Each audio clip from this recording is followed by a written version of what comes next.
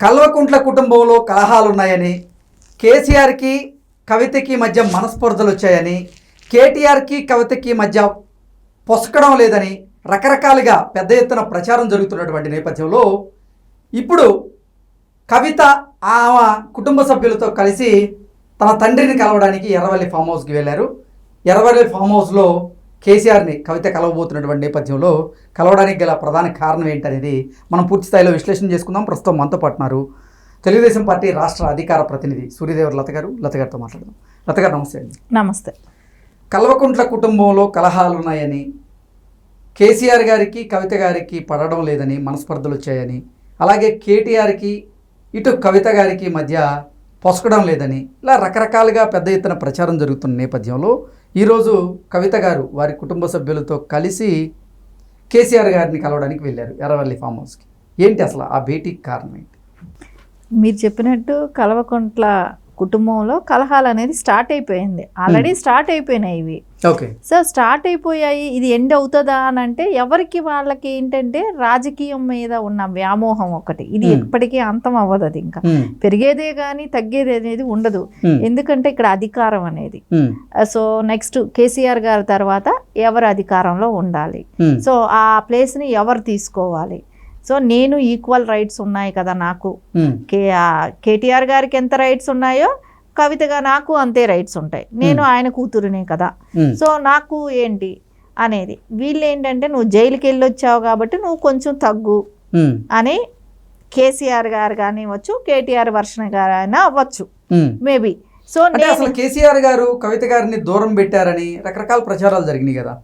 అదే నేను అనేది, దూరం పెట్టడానికి రీజన్ ఏంటంటే నువ్వు జైలుకి వెళ్ళావు కాబట్టి దూరం పెడుతున్నావు అని అంటానికి. సరే మేబీ ఈవిడేమనుకుంటుంది, బీజేపీ వాళ్ళు అంటే మన పార్టీని అనగదొక్కడానికి వాళ్ళు నన్ను జైలుకు పంపించారనే వాదన ఈవిడ చెప్తుంది.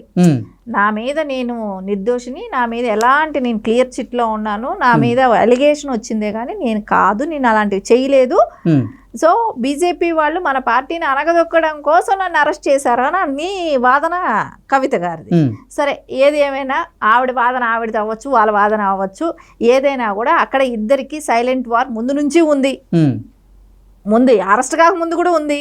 సో తర్వాత ఏమైంది, ఇప్పుడు బయట వచ్చింది. సో వాళ్ళు ఏమంటే ఇప్పుడు చెప్తారు వాళ్ళ కార్యకర్తలకో వాళ్ళ నాయకులకో ఒక డైరెక్షన్ ఇస్తారు. కేటీఆర్ గారు ఒక డైరెక్షన్ ఇస్తారు, ఆవిడ జైలుకి వెళ్ళింది కదా ఆవిడ గురించి తగ్గిద్దాం మనం, మీరు ఎవరు అక్కడికి వెళ్ళకండి, ఆవిడకి వెళ్ళిన చోటంతా మీరు రెడ్ కార్పెట్ వేయకండి అని వాళ్ళకి ఆల్రెడీ డైరెక్షన్స్ ఇవ్వటానికి ఒక అవకాశం దొరికింది. అంతే కదా, కేటీఆర్ గారికి ఒక అవకాశం వచ్చేసింది. అవకాశాన్ని ఆయన వాడుకుంటున్నాడు. సో రేపు ఎప్పటికైనా ఇప్పుడు ముందే హరీష్ రావు గారా కేటీఆర్ గారా అని ఒక ముందు చర్చ నడుస్తూ ఉంది. ఇప్పుడు హరీష్ రావు గారు ఎటు వెళ్ళారో తెలియట్లేదు, ఇప్పుడు కవిత గారు కేటీఆర్ గారు. సో ఈవిడ ముందే అడ్వాన్స్గా అయిపోయింది. ఈవిడ పార్టీ పేరు కూడా జాగృతి, తెలంగాణ జాగృతి అని చెప్పి ముందే అనౌన్స్ రెడీ చేసి అంటే ముందే ప్లాన్ ఉందేమో. ఓకే. సో ఆవిడ ముందు నుంచి ఆవిడ రిజిస్ట్రేషన్ చేసి పెట్టుకున్నారు అని అంటే ప్లాన్ ఉంది కదా. సో ఆవిడ కండువాలు మారిపోయినాయి, అన్నీ మారిపోయినాయి కదా. సో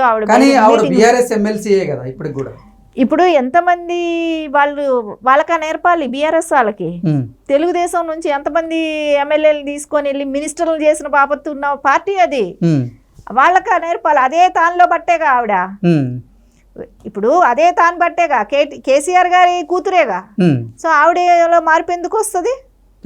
వీళ్ళు ఇంకా పక్క పార్టీ నుంచి తీసుకెళ్లారు, వాళ్ళు మినిస్టర్లు చేసుకున్నారు. పక్క పార్టీని మొత్తానికి పార్టీయే ఉండకుండా నామరూపాలు లేకుండా చేస్తామనే ఆలోచనలో ఉన్నాళ్ళు. ఇప్పుడు వాళ్ళ పార్టీ నుంచి వాళ్ళ కూతురే వేరే పార్టీ పెట్టుకుంటుంది, ఎమ్మెల్సీ ఉంటుంది. నేను ఎందుకు రాజీనామా చేస్తాను అంటుంది. నేను ఇప్పటికీ కూడా బీఆర్ఎస్ అని చెప్తుంది. అంటే బీఆర్ఎస్ ఎమ్మెల్సీగా ఉండి మరి బీఆర్ఎస్ లో ఉన్నటువంటి కొంతమంది నేతల మీద నాయకుల మీదే ఆవిడ ఆరోపణలు చేస్తూ ఉన్నారు. అది పార్టీని ఇరకాటంలో పెట్టే పరిస్థితులు ఉన్నాయని, కేసీఆర్ కవితని దూరం పెట్టినట్లుగా రకరకాల వార్తలు వస్తూ ఉన్నాయి. ఈ నేపథ్యంలో ఈరోజు కేసీఆర్ గారిని కవిత కలవడానికి వెళ్ళారు, సమావేశం అవ్వబోతున్నారు. ఏంటి సమావేశానికి గల కారణం? ఒక రీజన్ ఏం చెప్తున్నారు, ఇప్పుడు కవిత గారు వాళ్ళ కొడుకుని అమెరికాలో చదివించడానికి వెళ్తుంది, ఆ బాబు వెళ్తున్నాడు. సో నేను మా నాన్నగారి ఆశీర్వాదం కోసం ఫామ్ హౌస్కి వెళ్ళాను అని చెప్తుంది. బయట ఒక చర్చ, సో ఇంటర్నల్ వేరే ఉంటది కదా. ఓకే. సో ఇంటర్నల్ చాలా ఉంటాయి. ఎందుకంటే ఒకటి, ఆ రోజున ఆవిడ రాఖీ కడతానన్నప్పుడు వాళ్ళ అన్న అందుబాటులో లేడు. కానీ అంతకుముందు ఇంటర్వ్యూలోనే ఏదో ఒక మీడియా ఛానల్కే చెప్పింది, నేను వెళ్తాను, అది అన్నదమ్ముల అన్న చెల్లెల అనుబంధం, రాఖీని నేను ఎట్లా మిస్ చేస్తాను, నేను వెళ్ళి రాఖీ కడతానని చెప్పింది. కానీ ఆ కట్టించుకోవటానికి అన్న రెడీగా లేడు కదా. నువ్వు కడతానన్నావు, అన్న రెడీగా లేడు కట్టించుకోవటానికి. సో ఆయనకి ఇష్టం లేదు. సో తెగదెంపులకి చేసేసుకున్నారు. రాజకీయ పరంగా తెగదెంపులు అయింది. కానీ ఆయన ఉద్దేశం ఎట్లా ఉంది, కేటీఆర్ గారి ఉద్దేశం రాజకీయ పరంగానే కాదు, పర్సనల్గా కూడా తెగదెంపులు అయిపోయినాయి అనేది నిరూపించుకున్నారు. ఎందుకంటే మనం గతంలో చూసాం, రాఖీ కట్టారు అని అంటే హెల్మెట్ ఇవిడ గిఫ్ట్గా ఇవ్వటం, అది 2 రోజులు చక్కర్లు కొట్టడం సోషల్ మీడియాలో అంతా. సో రాఖీకి ఆదర్శమైన అన్న చెల్లెళ్ళలాగా 2 రోజులు మీడియాలో సోషల్ మీడియాలో తిరిగేవి. సో ఈసారి ఎక్కడ లేవు అవేవి. సో వాళ్ళు ఆ బంధానికి కూడా కట్ చెప్పుకున్నారు. సో ఈ రోజున వాళ్ళకి కావాల్సింది ఓన్లీ అధికార దాహం. నువ్వా నేనా లీడర్, నెక్స్ట్ ఆయన తర్వాత ఎవరుంటాం అనే దానిలోనే వాళ్ళ పంతం అనేది స్టార్ట్ అయిపోయింది. సో ఈ రోజున ఇప్పుడు కేసీఆర్ గారు ఎటుపక్క మొగ్గు చూపుతారనంటే ఆబ్వియస్లీ ఇప్పటి వరకు మనం చూసిన దానిలో చూస్తే కేటీఆర్ గారు పక్క ఉన్నట్టే కనపడుతుంది. కేటీఆర్ గారు వాళ్ళందరూ ఒకటిగా ఉన్నారు, ఈవిడ ఒకటే బయట వచ్చి వేరే పార్టీ అనే కానీ జెండాలు కడ్డువాళ్ళు మార్చుకొని మాట్లాడటమే కానివ్వండి, ఈవిడ మీటింగ్స్ పెట్టడమే కానివ్వండి, ప్రెస్ మీట్ల మీద ప్రెస్ మీట్లు పెట్టుకుంటూ ఉంటాం కానివ్వండి, ఇవన్నీ చేస్తుంది. సొంత పార్టీ వాళ్ళని కూడా విమర్శిస్తుంది, సొంత అన్నయ్యని విమర్శిస్తుంది. సో ఆ గతంలో జరిగినటివి చెప్తుంది. ఇంకోటి కూడా చెప్తుంది, గతంలో మీరు చేసిన ధర్నాల గురించి, మీరు చేసిన ఉద్యమం గురించి కూడా బయట పెడతారని వార్నింగ్ ఇచ్చింది. అంటే తెలంగాణ ఉద్యమం జరిగిన అవకతవకలన్నీ కూడా రేపొద్దున ఇదే నోట్లో నుంచి కవిత గారే బయట పెడతారు. తెలంగాణ ఉద్యమంలో కష్టపడిన వాళ్ళు వేరే, దానికోసం శ్రమించిన వాళ్ళు వేరే, దానికోసం ప్రాణత్యాగం చేసిన వాళ్ళు వేరే, అనుభవించింది ఎవరు? కల్వకుంట్ల కుటుంబం, వాళ్ళ ఫ్యామిలీ. ఇది కదా ఫ్యామిలీ సినిమానే, ఇంకా అది అంతే. ఇంకా 5 men షో. ఆ 5 men షోలో ఎవరు? కేసీఆర్ గారు, కేటీఆర్ గారు, హరీష్ గారు, కవిత గారు, సంతోష్ గారు, ఈ 5 మందితోనే షో నడిపించారు. కానీ ఎప్పుడు కూడా నిజం ఎప్పటికైనా తెలుస్తుంది అన్నట్టు ఈ రోజున వాళ్ళ టీంలో నుంచి ఒకళ్ళు బయట వచ్చారు. సో ఒక్కోటి అన్నీ బయట వస్తాయి. ఈ రోజున కేసీఆర్ గారిని వెళ్ళి కవిత గారు కలిసినా కూడా ఇదేదో సామరస్యం అవుతుంది అనేది అయితే నమ్మలేము. ఇప్పుడు అమెరికా వెళ్తున్నారు, కవిత గారు అమెరికా వెళ్తారు. సో 15 రోజులు అక్కడ ఉంటున్నారంటే ఆవిడ పార్టీని బలోపేతం చేసుకోవటానికి ఆవిడ రెడీ అవుతున్నారు అక్కడ. సో ఖచ్చితంగా నువ్వా నేనా తగ్గాపూర్లో ఉన్నారు కాబట్టి ఇది ఎక్కడ సామరస్యం అవ్వదు.